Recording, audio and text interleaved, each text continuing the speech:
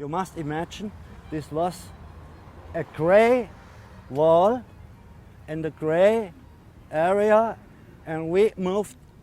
It was before the reunification, and we were artists from the west side, and we moved in enemy's land. When we started, it was only 2 months after the fall of the wall, and in a time, in January 90, in a time who was speaking nobody about reunification.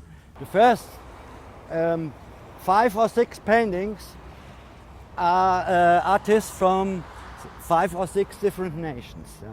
So we invited 110 from 42 countries, and the paintings of them is a reflection of the destinies at home, and so we had now exactly planned what must be the content of the paintings, but only one: freedom, togetherness, and peace, and no political advertising. Yeah.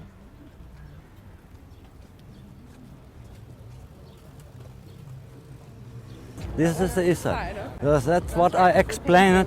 Yeah. This was the novum to work on the east side. Yeah, that's right. Because it was impossible by danger of life before the wall came down. This road then was the death strip. Sorry? This road right here was the death strip, right? No, behind. I explained more when we have crossed. Oh. The other side is the district Kreuzberg.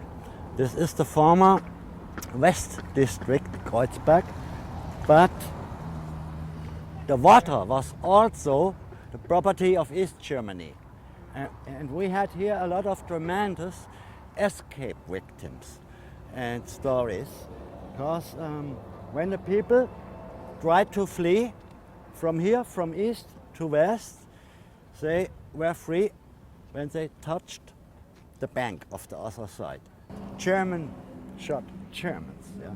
And so it is for me until today a great, great feeling to cross the Brandenburg Gate. And so it is very, very necessary that especially here in Berlin, the generations are working together. So, shall we have a walk now along? So.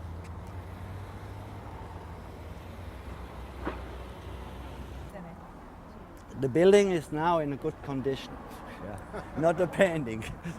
Because the last leader of East Germany, Erich Honecker, said this wall will stay in 100 years too, yeah. And this was a lie, the next lie of him, yeah, because 5 years later, when the GDR was gone, we had a problem with the cement and the damages.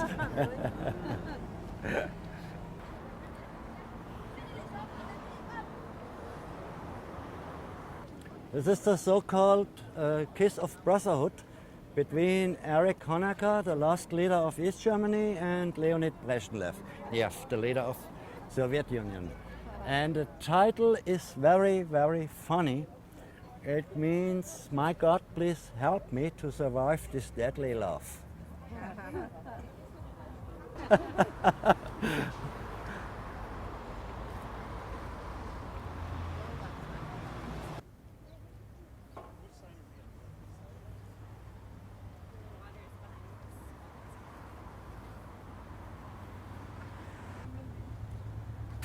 Come a little bit closer. I want to be. So this is my part, my painting called Fatherland, and it is a combination between the Israeli and the German flag, and took place of 2 times November 9. First, November 9, 1938, the so-called Crystal Night, Reichskristallnacht, Pogrom Night, the darkest date in German history last century, and the second, 9th November, the opening of the wall, the year 89. And it was also for me a warning when the upcoming reunification comes against fascism tendencies, reunification of Fascism-Tendenzen. The states of Israel and Germany are in the form, like today, are very young states and directly results of World War II and the Berlin Wall also. And that's why I took this motif on the east side about as a warning and the freedom of peace, togetherness. But not everybody liked that, because in the following years I was forced to repaint that work about a lot of attacks of fanatics, to repaint it 45 times. 45. I reconstructed it 45 times, because otherwise, if I would let that work, that means I go down on my knees in front of this fanaticism, and this is absolutely impossible. And a lot of things has changed in the last 23 years, but not the deeper sense of this conflict. And so in the first years it wasn't all the attacks and paroles and slogans on it when people destroyed a mirror of national feelings. In the meantime, it has changed to a mirror with all the destroyings. This is only, no, this is here, Palestinian attack here. And so I will repair it again as long as fanatics are destroying paintings like this, as long as paintings like this are necessary. Most paroles are neo-Nazis, attacks of neo-Nazis and Arabs, religious fanatics, and one was an attack of German left-wing people, because the title Vaterland was reason enough to destroy it. Yeah. Are the protests getting less with time, or recently, this last year now, are there fewer or are there more? Can you have a sense Continuous. of that? It continues. Continuous. I try to restore it for important days like October 3rd or November 9th. This is part of my concept. So I do this work with the brushes, not with chemicals. Yeah. I have always cameras and medias around me, because this is the best safe for my person. In the meantime, I sleep well. Yeah. I'm not afraid about it. I think this is the only way. Without my enemies, no fame. Yeah. So aren't we glad It's for a all bad this joke. graffiti? This is a bad joke. Yeah.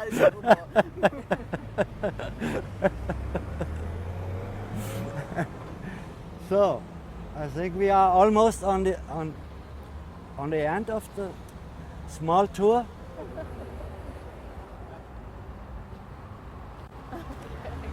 Thank you. You're welcome. Thank you for your visit. The interest is sincere. Yes. So, and now the funny story. Okay. Haha. Morgen, Maestro! Hallo. Grüße dich. Maestro, Chef! Ja. Alles okay, Maestro? Ja, alles Chef? okay. Alles okay? Ja. Chef, Maestro! Grand Maestro, Chef! Alles okay? Labyrinth! Ja, ja.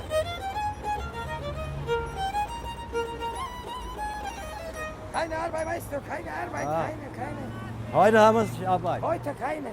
Heute muss ich arbeiten mit der Gruppe. Keine Problem, Maestro. Ciao. Maestro, Telefon, Maestro, Police. Alles klar. Kein Problem, alles okay. Okay, Alles okay. mach's gut. Maestro, Chef.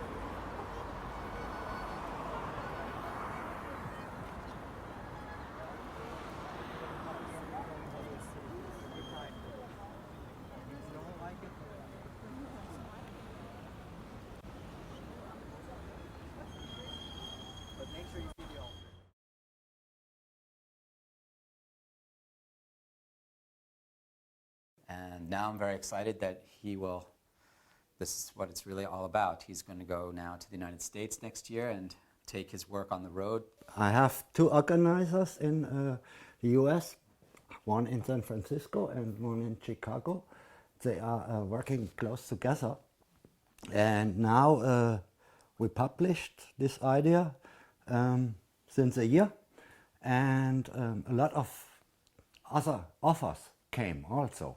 And maybe it will be a never-ending tour.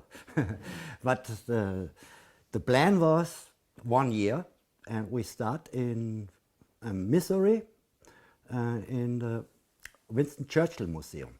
The connect comes from the youngest daughter of Winston Churchill here in the British Embassy. And Fred will be my assistant and my cameraman, and we will do this together. And that's why we make this movie here also. Yeah. I'll ask a few crucial questions, I think, and then we'll open it up to you, and we should take also a bit of a tour through the space to see some of the pieces, and Günther can tell you more about them. And then some of the photographs you see here, and then, of course, Günther's book, which he's constantly updating. There are certain key images that are in the book as well. The content of the book is, in general, the stuff that's of the going tour. to the tour. And for example, both pictures are part of it too. Yeah. I think it's very clear, at least it's very clear to me, because I know you quite well and I know your work well, that a divided Germany is literally run through your life. The wall has run through your life. Yes, yes. And I wonder if you could tell us a little bit about where you grew up and how the Ingrenzen, the inner border, when this came to you and your family. Yeah, it happened, my first experience with the wall, when I was 8, and my family comes from a very, very small village in Bavaria, and exactly on the border, directly on the border between Franconia, this is a region of Bavaria, and the federal country Thüringen.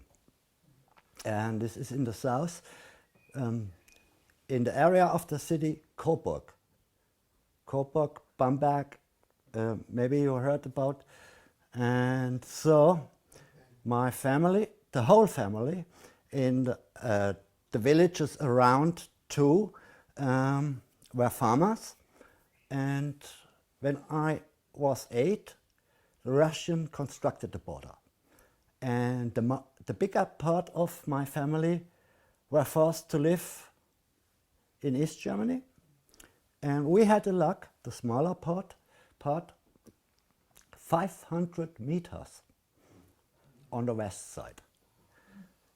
But the big unluck of my family was that the Russians has us not only divided, the strip of that was the land of my family, and that is the ruin of a farmer. So, and in first years, so my grandpa had a lot of sisters in the villages around our village, mostly in East Germany. He became an escape helper, and he helped some sisters to flee from east to west in the very first beginning of the wall construction, because later the fences were absolutely closed. And so I became a person non grata since my childhood, because of the escape helping of my grandpa. The whole family comes to the Stasi index, and so it was not possible for me to visit the eastern countries. Even when I was elder, I had not the courage to go to Hungary or so, because all this secret service was connected. And in the meantime, the land of the west side was too small for the rest of the family. And my young father was forced to leave his home for looking for a job. And we had a small rest in Frankfurt Main. of family. And so I grew up in Frankfurt Main, and I had my first experiences with rock music and the American GIs, and this was a totally other world. From 160 people village to Frankfurt Main, and was also the headquarters of the American Army. So it was like a small, in these times, like a small American city. And this was a big, big thrill for a young guy to grow up in such a city. We called it Manhattan. Yeah. It is the highest city. It's small but high, yeah, with a lot of American architecture. And so I had a lot of American friends, and parallel happened the so-called 68 revolution in Germany. And it has started in Berlin, but the basic of the federal countries in the start and the basic of the revolution from Berlin to West Germany, because Berlin was an island, was Frankfurt Main, about the university and the great philosophers like Adorno and so on. And this was the starting point. And I was in the middle. In parallel happened the Vietnam War. And so I had a lot of friends who died in Vietnam. And this was my second experience with war. And first of all, the result of World War II, the fences in my home village, and the second, Vietnam. And the third strong experience was the 68 revolution. And so first of all, I learned the profession of an offset printer. I was working for a few years in this job, and in these times developed in me feeling I'm not a normal worker, or I'm not a farmer, I'm an artist. And also the strong influence of the rock music was making this faster, this feeling to be an artist. And so I make it I had a second education as a photographer, studied this profession, and first 10 years I was working in advertising and fashion and beauty, totally different, but it was also a good time to work with rock musicians, concert poster, and advertising was a good school in photography, because you have learned to work very fast and in a high quality. And later, so I started to work in creativity things with artist groups and so on. And normally, an artist in Frankfurt, so we have maybe 50 galleries, and 10 galleries are fit for you. And when you have showed your work at 3 times in every gallery, you have to go. Yeah? Yeah? And so most part of my colleagues were going to Paris or London, but I had a lot of contacts to Americans. And so I lived for 8 years in New York, and maybe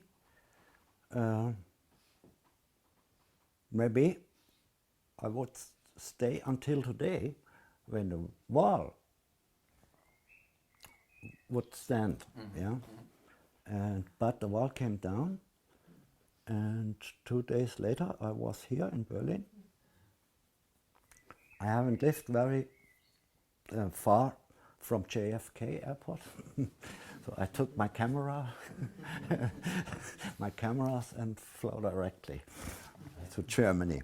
So, and my and I was in these times a part of this euphoria, of this big hype. And I thought, okay, you have to do here something. As a farmer, persona non grata, touched the wall from the east side. And the plan was, okay, I make one work, I paint one work on the east side and go back to New York. But destiny, I do that work since 23 years. That's why we are sitting here now. And this, in short words, my story. And when you returned to Berlin, it's 2 days after November 9th, the wall is open. You said it was euphoria. What was it like to capture these photographs? I know you have some special moments that you were involved in. I was only, like million other people, also part of this crowd. And I was a little bit paralyzed, but my professional reflexes, my cameras did that work, not me. Yeah. The reflex of the camera. It's the reflex of my cameras. Yeah. So I was making my shots like in trance. Yeah. Like in a trance? Yeah, like in a trance. Yeah, like in a trance. Yeah. And so this was a big luck for me, because, and this is, it's nuts, a little bit nuts. In East Germany, they had a lot of brilliant photographers. Yeah. And after years, the East German agencies came, or founded agencies in East Germany, with a pool of brilliant photographers, asked me, Günther Schaefer, we need your photos. And I was surprised. Why photos for me? You have a lot of brilliant photographers. And the boss told me, yeah, our photographers were so high emotional, yeah, and have forgotten the cameras all, yeah. And this over weeks. Yeah. Yeah, this is the big difference between professional photographers from East and West. That's the difference.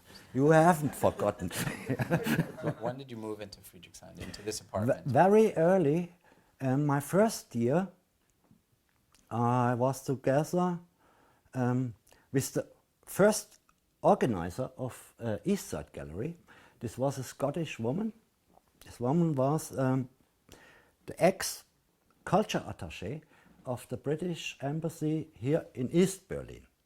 And after the fall of the wall, all the nations reduced, because the consulates was in West Berlin and the embassies in East, but the better buildings in West. So most states reduced in East Berlin the embassies, and that's why she became jobless. And this was a big luck for the East Side Gallery, because she had brilliant connects to the East German government, because our action at the wall was official, because both states existed. And also she knew a lot of art as a former culture attaché, a lot of artists of Eastern countries, and I knew a lot of artists from all over Germany and some Americans. And so we put these connections together. Yeah. And I had the first year, we created the East Side Gallery, first year a room in her flat, and so we organized, and I moved from New York to Frankfurt, Mainz, Berlin in a triangle. And after a year, Berlin,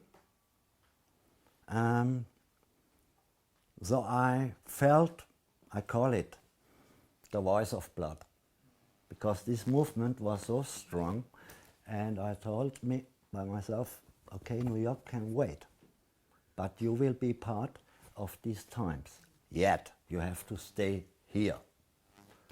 And so I were looking for a flat. And after a year, because every week was Berlin completely new, a new traffic, because the wall forced the people in special, for moving in special ways. But every week we lost the rest of the wall, and every week we had new Ways to traffic connections and new tramways and bus lines. When I was outside for 14 days only and went back to Berlin, I was in a completely new city. Yeah. Because the combination of the traffic lines and all these things was happened very quickly.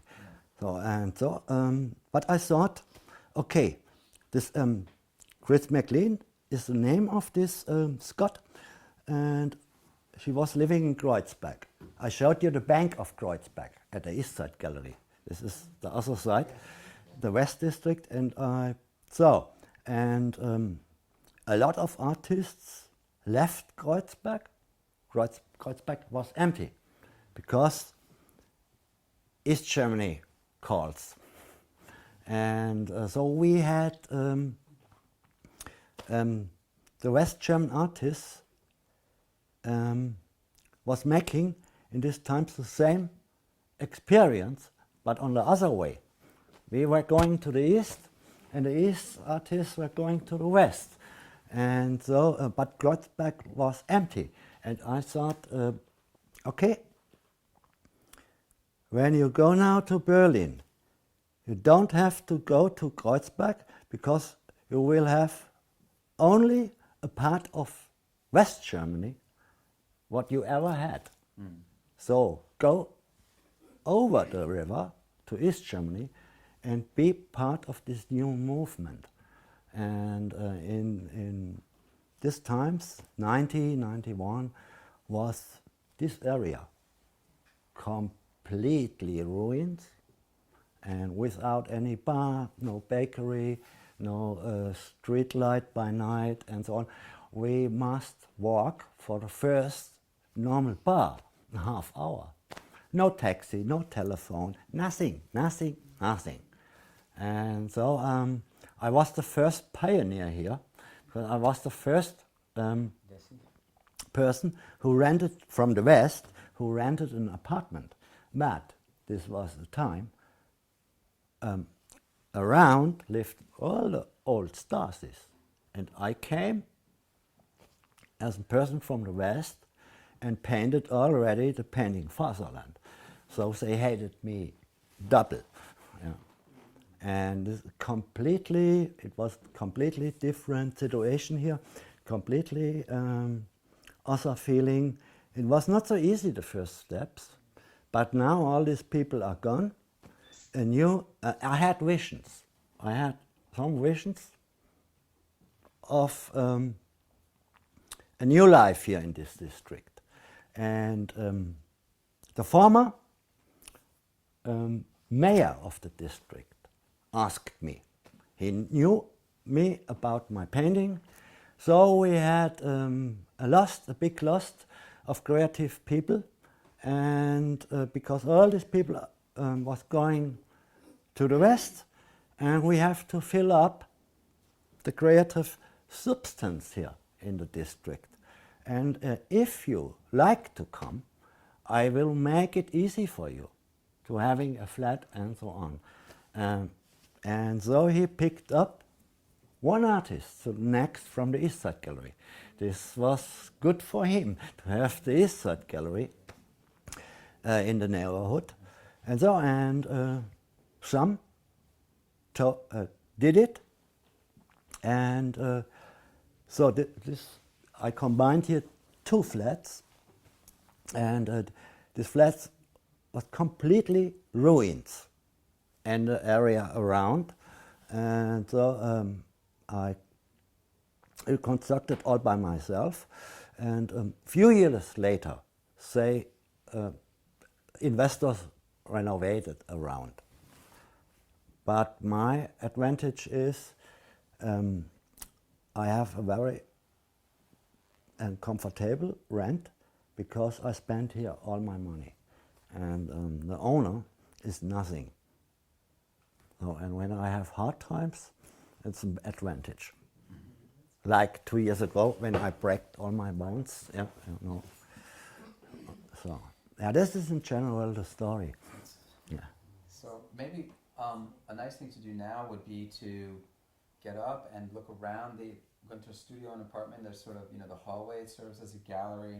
There are pieces in here, and Günther can explain some of the pieces. We'll take a few minutes to do that, and then we can come back and discuss those pieces, and we can also take a look in your book and continue the conversation. For example, this piece here is very important for me because it's the result of a travel from Berlin to my Bavarian home village.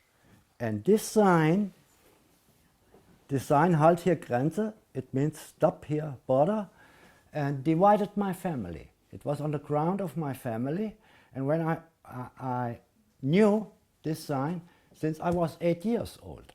Yeah? And it's a sign from the West German border guard. But I traveled to my home village for picking up this piece. And on the way, 600 kilometers or so, I collected all these origin pieces of the wall. And so I created this work, and this is symbolizes my perspective of the border from west to east since my childhood when I was 8. And on top, Warntafel is an ironic word game because the W is in German language normally an M, and Warntafel means a warning, and Wahn means nuts, craziness. And so I changed only one spell, and the sense changed in an ironical meaning. Should we go down the hall and see a few other pieces? Okay. Okay. So lead the way. Okay. Show us what you got. These are newspaper headlines about my reconstruction actions. And so it is, for me, it is a very, very original piece of East Side Gallery of the work Fatherland, and I call it, it's a form of art recycling.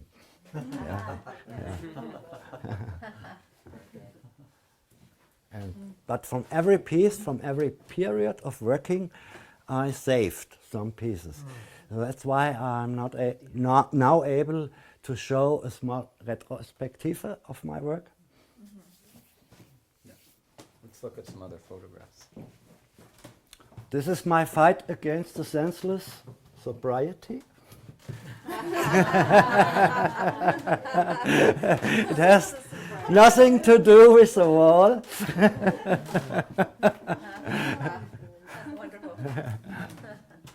And so, also from time to time, I have to make also aesthetic pictures, only for the aesthetic, because this is like a holiday. I make a step beyond from my political things. Yes. These are hard enough, Change the pace. and from time to time I need only aesthetic. Now this is here on this row, is on the left row, photographic work. So in general the material of the exhibition tour. These are paintings. My paintings are very abstractly and colorful, because I think I have the most realistic medium with my cameras. And so I need also the other side, the balance of the other side. And I paint on the back side of photographic paper. And all these are colors for retusche, for clean up the photos. Analog photos. And so, but I use well-known materials, the materials well-known for me, materials of photography. And so, both sides of the photo paper got the same levels of fantasy and creativity. So, And between all, I use the word. We have a saying, or I think it's international. One photo tells more than 1,000 words. But the power of the spoken, of the written word is so strong that I like it to combine. Sometimes only few words, or like a newspaper headline with a strong statement, and so I think the power grows up when I integrate the word on the right point in the work. Understood. So, Günther, can you tell us first in German what he said to you, and then in translate it into English? What did he say to you? Noch gestern hätte ich dich erschossen. Yesterday I had shot you about that, about my shooting. And the reason was he was a very, very young soldier, and the young soldier was really brainwashed by the communists. And when the wall came down, it was for the younger soldiers much more awful than for the elder. And he was on duty directly. This is the gap, the first gap of the wall on the right side of Brandenburg Gate. Edward Kennedy visited this slit, and Rostropowitsch, the famous cello player, gave a spontaneous concert on it. Crosby, Stills, Nash and Young too, and so on. And so I heard about this gap and went to this place, and he saw my camera and told me, "You are a border violator," because you have to know that the real border was 2 meters behind the exactly line. The reason is when the East German administration had maybe repairing from the west side, so they needed a corridor because it was not possible to go over the country, over the territory of the enemies. Yeah? And so when when a person touched the wall, he was already official on GDR ground. Yeah? And that's Understood. yeah, and that is what he meant. Yeah, you are a border violator. But this guy haven't seen before a camera with motor winder, and we had a conversation, and he was making so on the slit, yeah, and my camera was hanging here. And when he was speaking with me again, I surprised him with some not so nice words. And then I was making my shot. And after that, he told me, yesterday I went. And how did you respond to that? Sorry? How did you wie hast du darauf erwidert? War weg, ist dann weggegangen.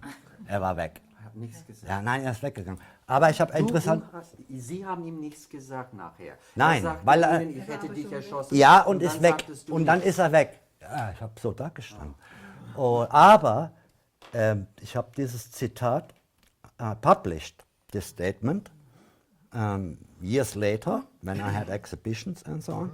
And 2 times, maybe 10 years, 15 years later, my phone was ringing. I had calls, and an unknown person called me and asked me, "Are you Mr. Schaefer?" "Yes. I have here a newspaper article. Is this the truth, what this soldier said?" I said, "Yes." And this guy told me, by the honor, by my honor as an former East German official, excuse me, I had it 2 times. I'm so ashamed about my colleague. So not everybody was the same, thinking in the same sense. Yeah. What year was this? What year? Which year? Yeah, did you take this? 90. No, 89. 89. 89, the first week after the fall of the wall. Yeah, it was in November. Maybe this was November 15, That's real powerful. 89.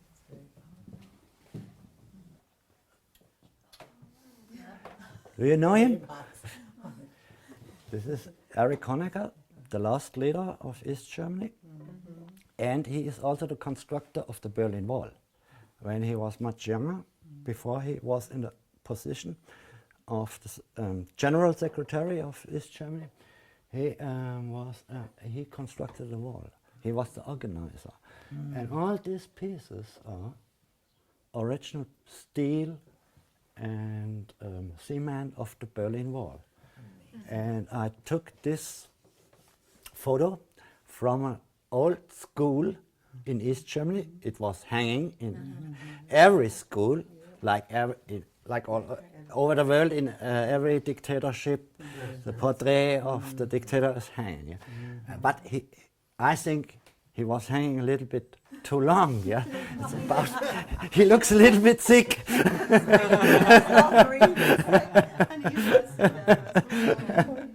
And I like it very much. Yeah. So, this here is Moscow with original pieces of the Kremlin wall. And this newspaper is the newspaper of October 3rd, 90, the day of the German reunification. I celebrated at Brandenburg Gate in the evening, and on the next morning I traveled to Russia for picking up this newspaper and these pieces. And this was a high symbolic act for me. But this was an adventure in itself, because in this year it was a winter of Hungary. And so a completely new experience for me. And so in the morning fog, I picked up this piece from the Kremlin Wall, and I risked really Siberia yeah, for picking it. This was in the time of Soviet Union. This Berlin Wall, and this is Waco, Texas. David Koresh, the Davidians. On one side, on the otherwise, means to work 23 years, East Side Gallery. It's also stress. Yeah. This is the stress with the government, with the Senate, with all the lies of the politicians and so on. And it's the stress of my enemies, of my political and religious enemies. But this stress or fight for my philosophy makes sense. Otherwise, I have a lot of wonderful meetings like today, and it is absolutely necessary to give these experiences and a special kind of education in tolerance, in peace, freedom. And the Berlin Wall is a good example tell the people what that means. This makes sense, and this makes my artist's life richer. And by side, my artist's life, I'm a normal person. I'm ein Bürger dieser Stadt, ein mündiger Bürger, der auch eine Meinung hat. Das muss nicht nur immer der Künstler Günther Schaefer sein. Ja, und der hat auch eine Meinung. And this is the advantage of an artist. When an artist wants to say something and to tell the people. The way for an artist to the medias or to the people is much shorter than for a young mother, yeah, here, who must educate from small money the children and so on, and they have problems. So it is also the using of art in a positive way as an instrument for being or for the transport of philosophies, and it is it makes it much easier for an artist, but that means on the otherwise, so I have a big response to use it in a right way. And in general, I'm an optimist. I think we are here now in these times like a similar generation, like the generation directly after World War II.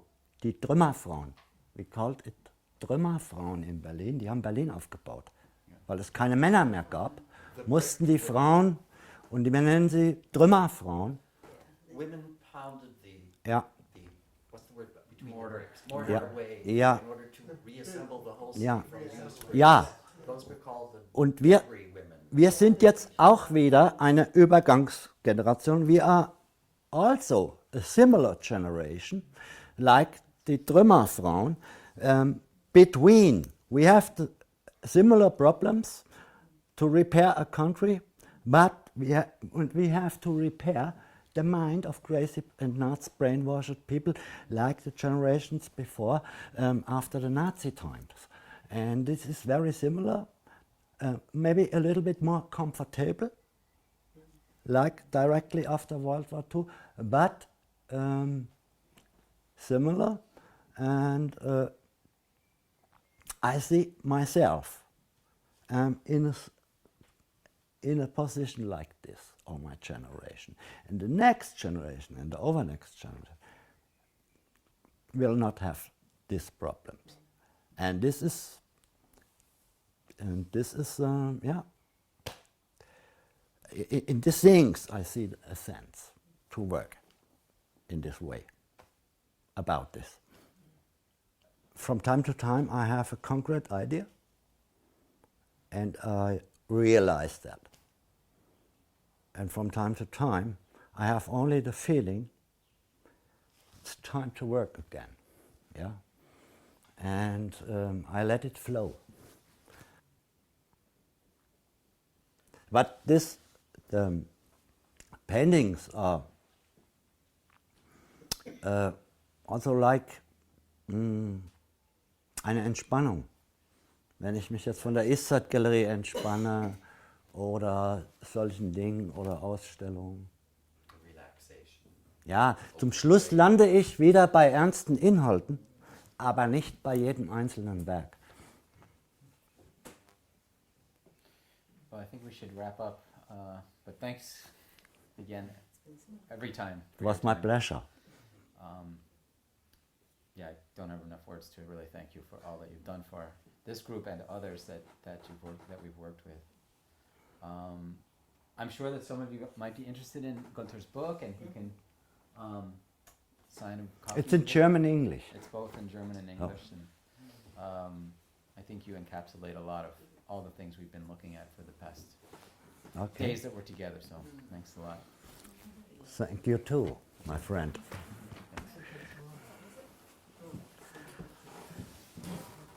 Ja, die Adresse, E-Mail-Adresse, Adressen.